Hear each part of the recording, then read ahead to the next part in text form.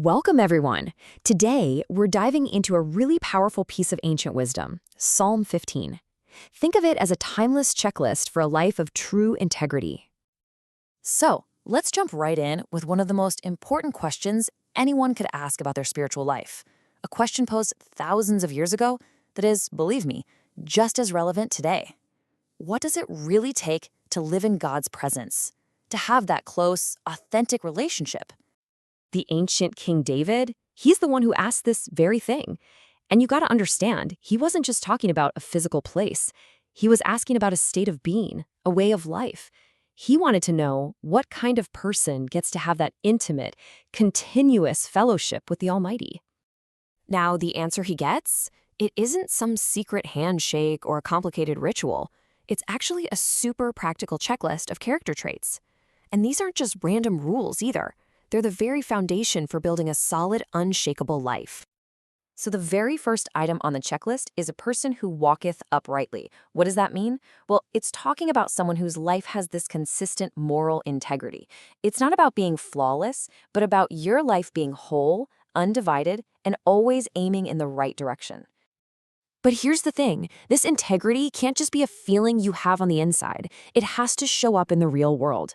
That's why the next point is that this person worketh righteousness.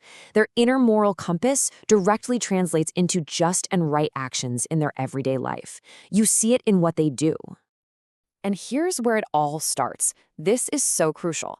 This person speaketh the truth in his heart. This is huge. See, true honesty isn't just about not telling lies. It's an internal state, deep down, where truth is so embedded that it just naturally shapes everything you say and do. It's honesty from the inside out.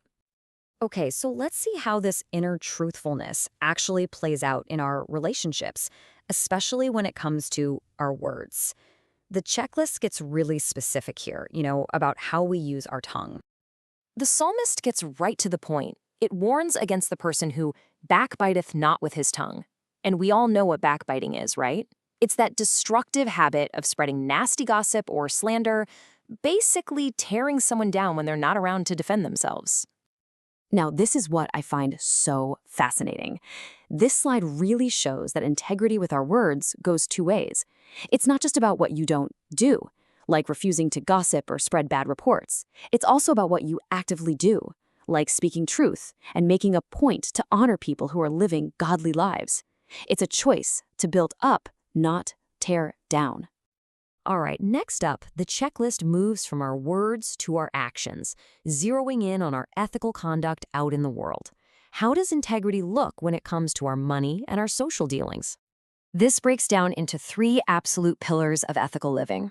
First, you keep your promises, even if it hurts you personally. Your word is everything. Second, you refuse to take advantage of people who are vulnerable. The psalm calls this not charging oppressive interest, or usury. And third, you completely reject corruption. You don't take bribes that would mess with justice and hurt innocent people. So, after all this, living with integrity, watching our words, acting with righteousness, what's the result? What's the promise for a life that's built on this kind of foundation? The reward is just profound. It's this deep spiritual stability. The promise is that the person who lives this way shall never be moved. Now, that doesn't mean you won't face storms or hard times, but it means your life, because it's rooted in this godly character, will be unshakable. You'll have this deep internal security that your circumstances just can't touch. Susie, this ancient psalm isn't just a nice poem. It's a mirror. It's asking us to take a hard look at our own lives. As you think about this checklist, from our inner thoughts, to our words, to our actions, which one of these areas is the biggest challenge for you right now? And maybe, just maybe, the biggest opportunity for you to grow. And just to mention, this explainer was created using content provided by the You Need Faith in Jesus team. So, to keep learning about this, and to really let these ideas sink in, here are some next steps you can take. Make sure to use the learning tools that go along with this. The flashcards are great for reviewing the key ideas we talked about, and then you can take the quiz to really see what you've learned. Passing it will mark this lesson as complete. Thanks so much for joining me.